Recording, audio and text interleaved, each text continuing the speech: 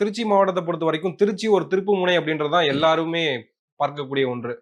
தீரர்கள் கூட்டம்னு திமுக காரங்க சொல்லுவாங்க. ஒரு புறம் அம்மா அவர்கள் ஜெயலலிதா அவர்கள் வந்து ஸ்ரீரங்கத்துல ஆமா. போட்டியிடுறதெல்லாம் பார்த்திருக்கோம். அப்போ ஒரு முக்கியமான பிரதான இடத்த தமிழ்நாட்டினுடைய இதயமாக கருதப்படுகிற திருச்சியிலிருந்து ஆரம்பிக்கிறார் இல்லையா?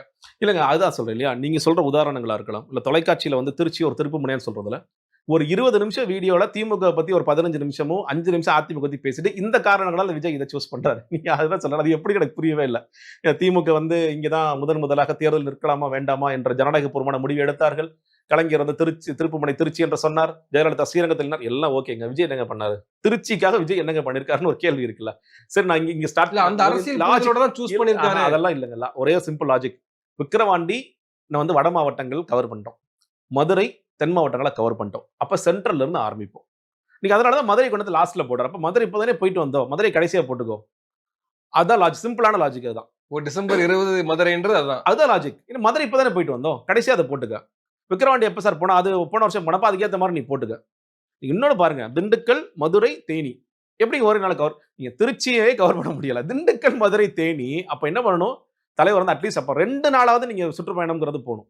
நான் அதனால தான் சொல்றேன். நீங்க சனிக்கிழமை தான் நான் வந்து கண்ணு முழிச்சு நான் வெளியே வருவேன்னு சொல்றதும், சனிக்கிழமை தான் 6 மணி 7 மணிக்குள்ள முடிச்சுக்குவேங்கிறது என்ன விதமான அரசியல்? விஜய் தெளிவா தான் பண்றாரு. விஜய் என்னன்னா பேசுறதுக்குலாம் அவர் வரல. கையசைச்சாலே போதும். இந்த கூட்டத்திற்கு கையசைக்கிறது மேக்ஸிமம். அவனுக்கு தேவையான ரீல்ஸ் கிடைச்சிருச்சு, அவனுக்கு தேவையான ஷார்ட்ஸ் கிடைச்சிருச்சு. அதை விட என்ன வேணும் அவனுக்கு? இந்த வாகனத்துக்கு முன்னாடி இன்னும் போட்டோ எடுத்திருக்கேன்டா. இதை விட எனக்கு பெருமையான விஷயம் வேணுமா? அந்த மாதிரியான ஒரு கூட்டத்தை அன்பார்ச்சுனேட்லி தமிழ்நாட்டுல நம்ம உருவாக்கி வச்சிருக்கிறோங்கிறது ஒரு துர்பாக்கியமான நிலைமையை நான் பார்க்கிறேன். அதுக்கு நான் திராவிட கட்சியில சேர்த்தா சொல்றேன். அதாவது ஏன்னா அவங்களும் வந்து இதை அரசியல்மயப்படுத்த தவறிட்டாங்களோ, ஒட்டுமொத்தமாக நம்ம எல்லாமே அரசியல்மயப்படுத்த தவறிட்டோமோ அப்படிங்கிற ஒரு பார்வை தான் அல்டிமேட்டா வருது.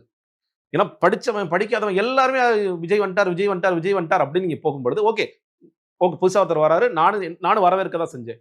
ஆனா அவருக்கு ஒரு அரசியல் புரிதல் இல்ல, அரசியல் தன்மையே இங்க இல்ல அப்படிங்கும் போது நான் வெளியே வர வேண்டிய சூழல் ஏற்படுது.